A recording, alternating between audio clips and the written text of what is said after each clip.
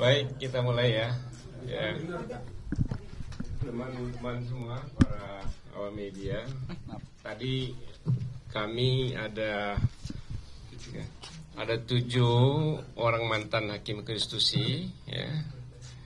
Di sebelah kanan saya sekali lagi Pak Marwarar, saya Hamdan Zulfa, Pak Haryono, Profesor Aswanto, Pak Ahmad Sodiki, dan yang melalui Zoom ada Ibu Profesor Maria dan Pak Palguna.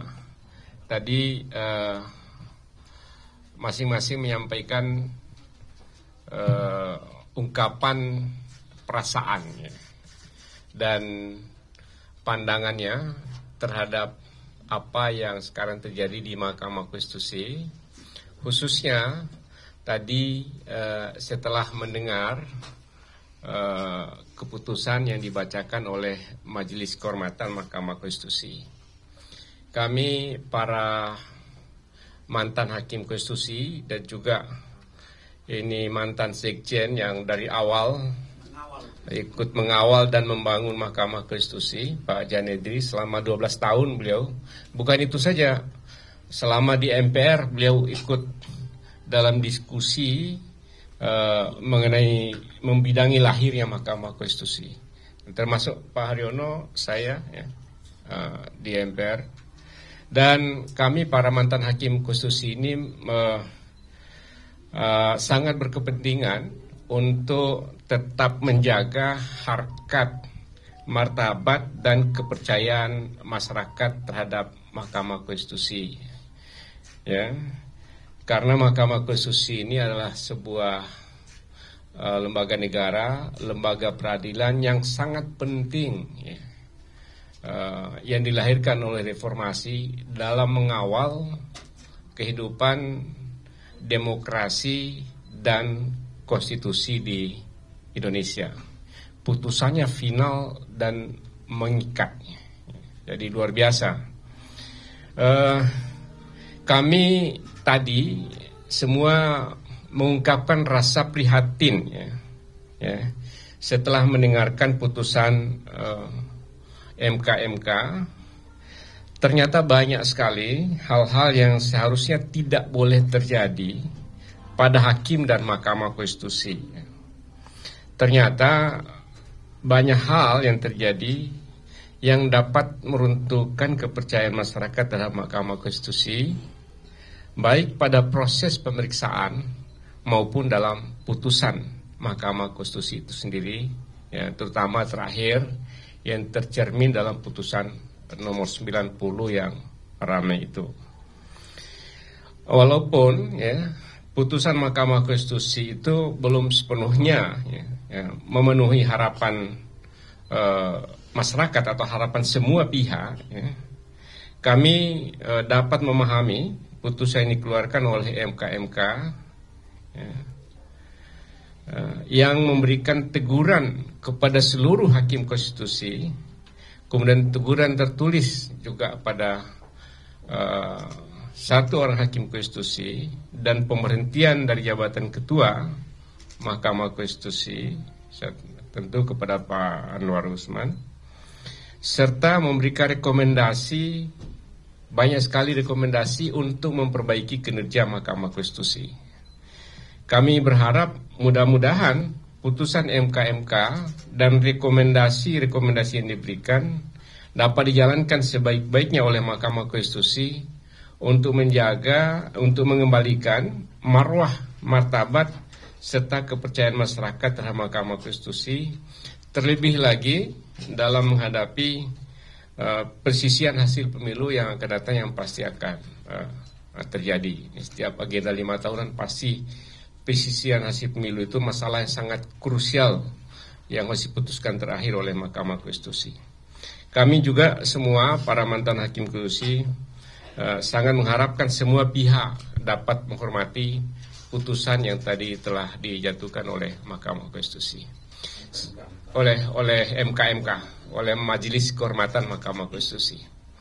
Saya kira itulah tadi yang kami bicarakan dan kami simpulkan, yang bisa kami sampaikan pada masyarakat melalui teman-teman media. Terima kasih. Kalau ada pertanyaan mungkin satu Pak, dua. Pak, tanya mungkin Pak. Ya.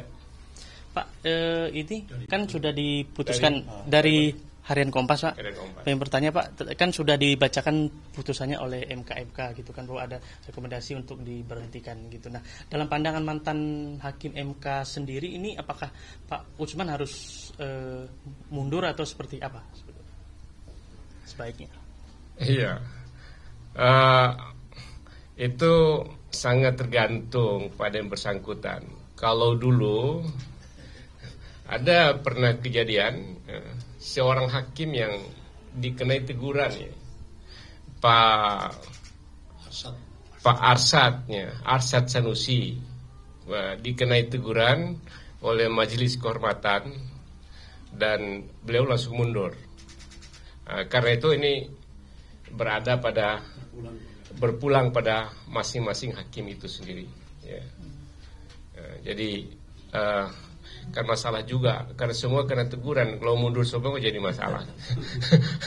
Jadi gitu ya. Pak izin mungkin bisa dijelaskan sedikit kenapa tidak dinyatakan berhenti dari jabatan gitu ya toh, karena memang kewenangan. Boleh pakai mic, Pak, maaf. Nah, ya. Sip. Kasih, Pak. Mungkin pertanyaannya itu lebih kepada arah sana, kenapa tidak diberhentikan dari jabatan saja, karena ada kewenangan itu.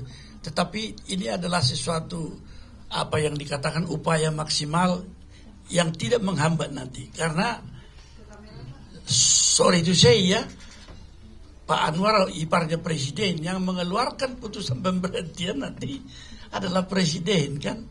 Oleh karena itu barangkali ini akan efektif. Kalau di kultur di mana ada shame culture, tidak usah saya terjemahkan shame culture ya. Semua orang akan mundur kalau keadaan seperti ini. Ini barangkali untuk menjauh Kompas saya jauh kelihatannya. Terima kasih. Oke, masih ada? Pak Irianda dari Kompas TV. Kompas TV lagi. Ya, Pak, pemberhentian atau pencopotan dari jabatan Ketua MK. Nextnya berarti kalau mundur kan tadi kembali lagi ya.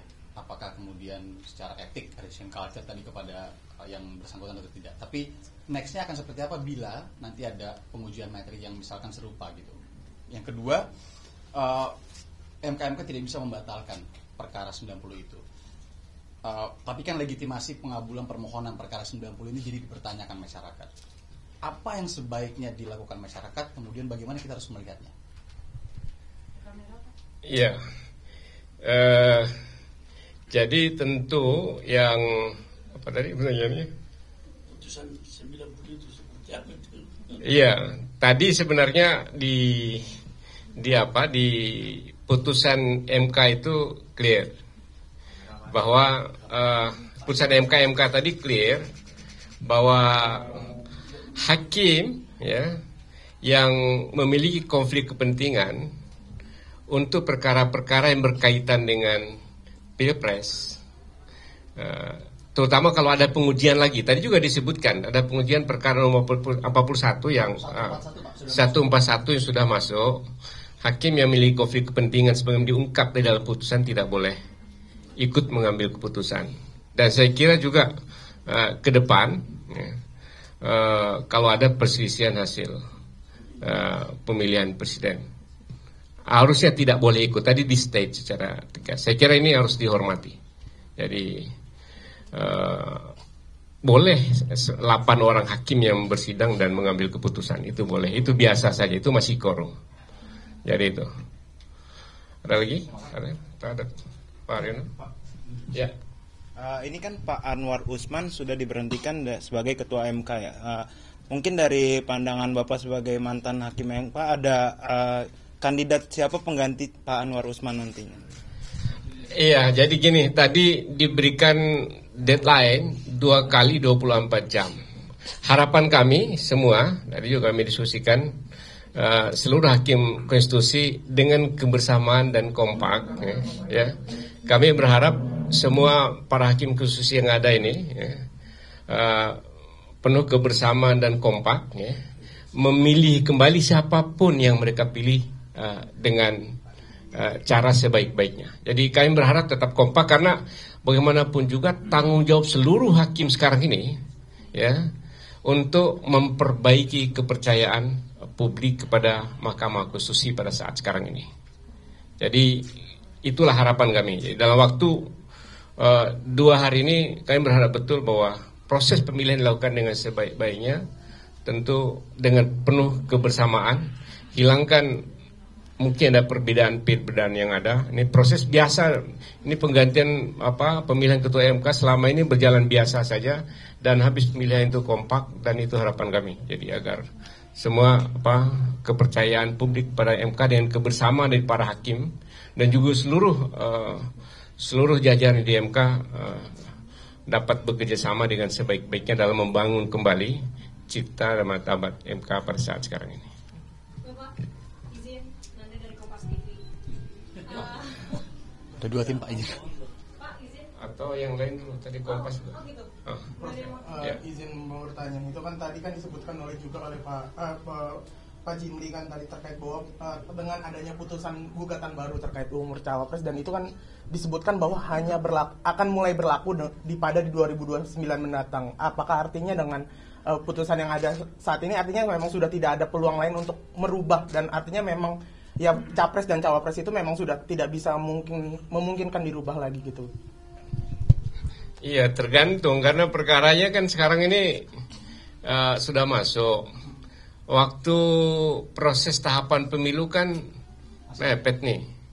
Ya, besok saya kira batas tanggal 8 ya. 13 November. 13 November penetapan. Tapi batas untuk mengganti pasangan itu besok. Jadi kalau diputuskan malam ini mungkin saja kan. Kalau tapi kan tidak mungkin kalau putusan setelah melewati tahapan itu mempengaruhi. Jadi nggak mungkin putusan MK yang sudah melewati tahapan mempengaruhi proses yang sudah berjalan. Tidak boleh berlaku surut. Jadi apapun putusannya kita juga nggak tahu. Mungkin juga tetap atau mungkin juga berubah. Mungkin ditolak, mungkin juga dikabulkan, kita tidak tahu. Tapi ingin kami katakan bahwa putusan itu tidak berlaku surut. Jadi proses yang sudah berjalan tentu tidak terganggu secara formal hukum. Itu masalah legitimasi, masalah apa lain lagi lah. Tapi formal hukum itu tetap berlaku ya. Oke ya, cukup ya. Terima kasih.